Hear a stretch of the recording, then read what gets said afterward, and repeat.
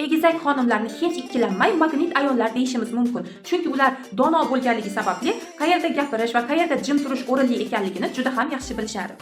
12 ta burch ichida eng aqlli, eng dono, eng boshqaruvchan insonlar bu egizaklar burchi vakillaridir. Shuning uchun ham bu burch vakillari orasida noldan boshlab ko'tarilgan obro'li insonlar juda ham ko'p. Quyosh egizaklar burchiga 21-maydan boshlab kiradi. Boshqaruvchi sayyorasi Merkuriy, unsuri havo va bu unsurda u tarozi va qovg'a burchi bilan bitta trigonda joylashgan. Omadli ranglari esa sariq va dolchin rangdir. Minus tomonlari egizaklar 12 ta burch ichida eng kuchli manipulyatorlardir. Ularning leksikonida imkonsiz so'zining o'zi yo'q. Ularning hayotdagi shiori qanday bo'lmasin erishaman.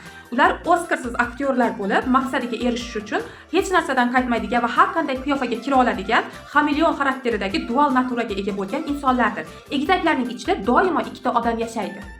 Plus tomonlari ularning boshqaruvchilik qobiliyati juda ham kuchli bo'lganligi sababli eng nizoli jamoani ham bo'ysundirib, eng ahil jamoaga aylantira oladilar. Ularning aktyorlik qobiliyati kuchli bo'lganligidan jamoaning har qanday a'zosining tomiriga qanday tushishni yaxshi bilishadi. Erkak egizaklarning ko'pchiligi omadli, aqlli, rahbar insonlardir. Shu bilan birga munosabatlarda ular tug'ma manipulyatorlardir. Ya'ni siz bilan u munosabatlarning boshida sizga haddan tashqari mehr beradi va e'tibor beradi va birdaniga yo'q bo'lib qoladi va siz o'sha mehrni qo'msashni boshlaysiz va o'sha erkakka bog'lanib qolasiz. Erkak egizaklar xuddi shu tartibda bir vaqtning o'zida 3 ta 4 ta ayolni nazoratda ushlab tura oladi. Erkak egizaklar juda ham yaxshi suhbatdoshlardir. Ular bilan suhbatlashish shunchaki yoqimli. Lekin ayollar bilan munosabatlarda tanlovga kelganda ular doimo ikkilanishadi yoki munosabatlarning oxirida yo'q bo'lib qolishadi. Mashhur egizaklar John Kennedy, George Bush, Donald Trump va Marilyn Monroe'dir.